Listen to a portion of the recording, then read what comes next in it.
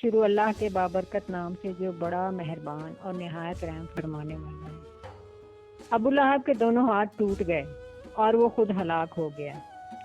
قرآن پاک کی 111ویں سورت سورہ لہب، جسے سورہ مسد بھی کہا جاتا ہے، یہ سورہ مکی ہے، اور آج ہم اس کا ترجمہ اور ساتھ اس کی تفسیر جاننے کی کوشش کریں گے۔ ابو لہب کے دونوں ہاتھ ٹوٹ گئے اور وہ خود ہلاک ہو گیا۔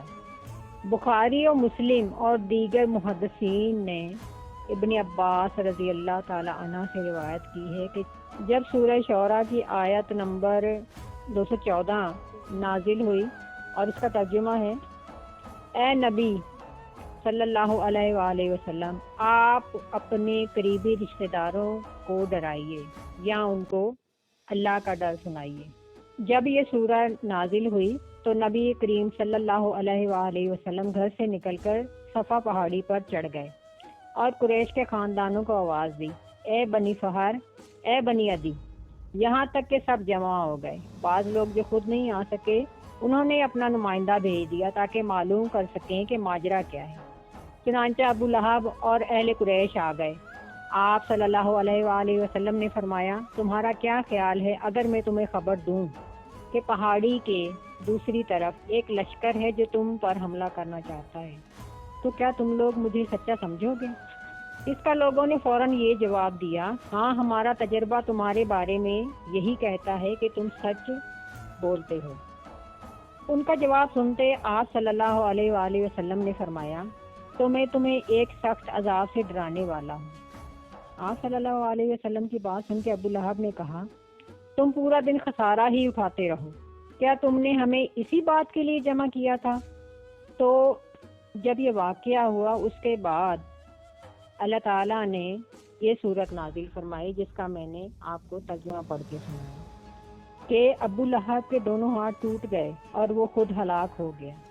ابو لہب کا اصل نام عبد العزی تھا، عبد المطلب بن ہاشم کا لڑکا اور نبی پاک صلی اللہ علیہ وسلم کا چچا تھا۔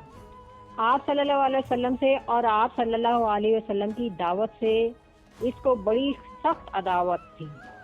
جنگ بدر میں شریک نہیں ہوا تھا، اپنی جگہ کسی اور کو بھیج دیا تھا، لیکن جب اسے قریش کی شکست کا حال معلوم ہوا تو غم کی تاب نہ لا سکا اور کچھ ہی دنوں بعد ہلاک ہو گیا۔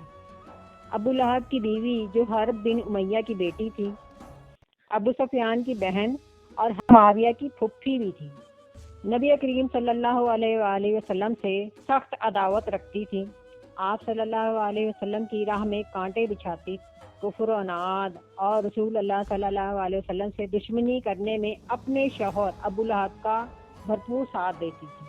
اللہ تعالیٰ نے یہ سورت ابو لہب اور اس کی بیوی کے بارے میں نازل فرمائی ہے تاکہ رہتی دنیا تک ان لوگوں کی مثال قائم ہو جائے جو شیطان اور خواہش نفس کی اتباع میں اللہ اور اس کے رسول صلی اللہ علیہ وآلہ وسلم سے دشمنی کرتے ہیں۔